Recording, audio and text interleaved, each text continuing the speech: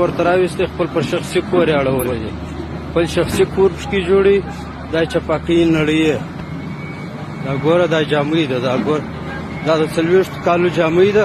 خلک شخصي کورو استفاده ځینې کوي اوس اسناد یې پر اخیستي دي وایي دا موږ زما ځای دی کوم وخت کې چې د دا جامې ابتدا سوې ده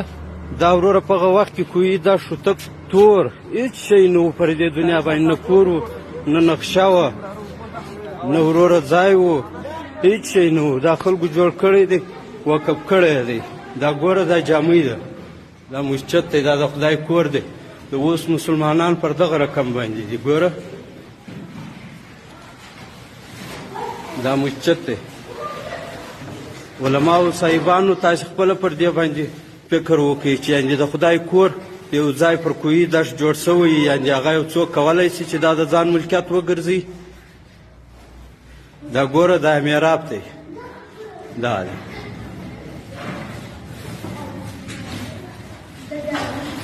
دا میراب دی دا ګوره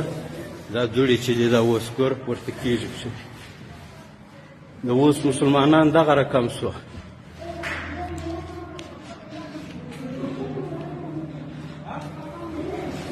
دغه دی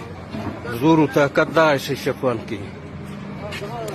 علماو صاحبانو ته مې دا ارزو ده په کوم قرآن په کوم کتاب باندې وایي اورېدلی یو څوک د چا کور د خدای کور نړولی شي دا ګوره دا یې د مخ دیوال دی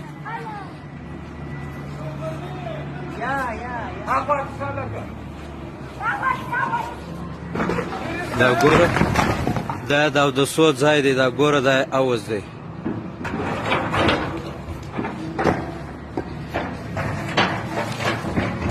دا ګوره داسې سخت ظلم شروع دی 15 ممالکه کفار راغلي وو دغه نه ظلم یې نه وکړي نه دغسې مسجد نړولی دی لکه وایي چې یو سړی یو شخصي شخص راولاړېږي د خدای کور نړوي خپل د ځان شخصي ملکیت یې ګرځي دا ګوره دا مسجد دا حجرې دي دا ګوره دا حجرې دي پکې ګوره دا یې مخ دی دا د مسجد مخ دی